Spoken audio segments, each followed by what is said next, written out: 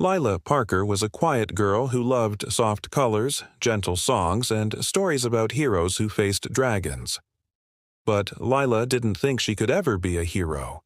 Heroes were bold and fearless. They shouted in the face of danger. Lila preferred sitting by her classroom window, where the sunlight painted her desk gold. Every day at Meadowfield Elementary, Lila followed the same routine.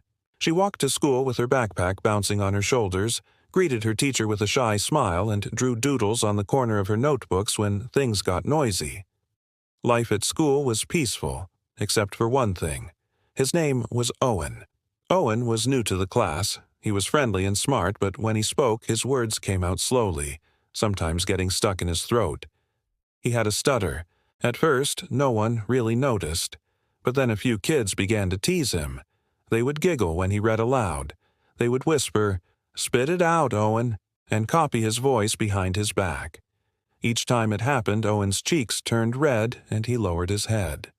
Lila saw it all. She felt a twist in her stomach every time it happened, like a tiny knot she couldn't untie. She wanted to say something, but her voice always hid behind her fear. What if they laugh at me too, she thought. So, she stayed quiet. One Monday morning, the teacher, Ms. Rivera, announced that everyone would take turns reading from their favorite storybook. Owen's turn came right after lunch. He stood in front of the class, his book trembling in his hands. At first, he read smoothly, but then he came across a tricky word: extraordinary. His lips moved, but the sound got stuck halfway. He tried again and again, until a giggle broke the silence. Then another. Then the whole row behind Lila started laughing. Lila's heart pounded in her chest. She looked at Owen. His face had gone pale, and his hands were shaking so hard that the pages fluttered. The teacher opened her mouth to speak, but before she could, Lila stood up. It wasn't planned. It just happened. Her knees were weak and her voice trembled, but the words came out anyway. "That's not funny," she said, her voice shaking but firm. Everyone froze. Lila's cheeks burned, but she continued. "He's trying, and that's brave." The classroom went silent. The laughter stopped.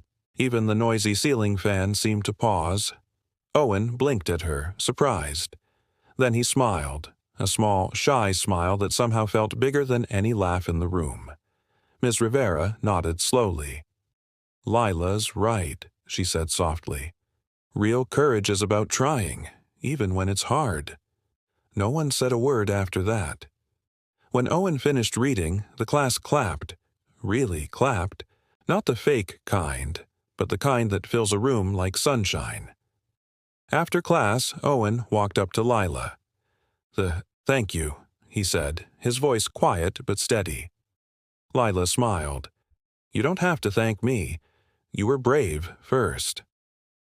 That afternoon, as they walked out of school together, something felt different. Lila still wasn't loud or fearless, but she felt stronger inside, like there was a tiny light glowing in her chest. Over the next few days, Lila noticed small changes. The teasing stopped. More kids started sitting with Owen during lunch, and sometimes when someone made a mistake or felt nervous, others would say, "It's okay, just try again." Courage, she realized, could be contagious. That Friday, Ms. Rivera wrote the word Fortitude on the board.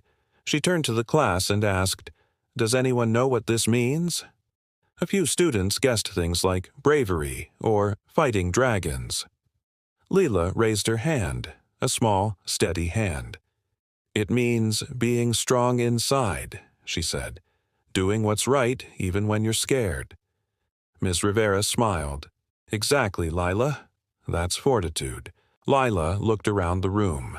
Her friends were smiling back at her, even Owen. And for the first time, Lila didn't just feel like the quiet girl by the window. She felt like a hero, the kind who doesn't need a sword or shield, because heroes come in many forms. Some slay dragons, some save kingdoms, and some just stand up and say what needs to be said. That day, Lila learned that true courage doesn't roar. Sometimes it whispers in shaky voices, sometimes it stands alone, and sometimes it changes everything. Courage isn't about being the loudest or the strongest. It's about standing up for what's right, even when your voice shakes, because doing the right thing is always worth it. And that was the day Lila stood up. A story about courage, kindness, and doing what's right even when it's hard. Remember, boys and girls, courage doesn't always roar. Sometimes it speaks softly through the choices we make each day. If you enjoyed this story, please don't forget to like, share, and subscribe to Rabbit's Foot Tales for more inspiring stories that fill your heart with faith and goodness. Join us again next time as we learn another wonderful Christian virtue and discover how small acts can make a big difference. Rabbit's Foot Tales, stories that shine light into little hearts.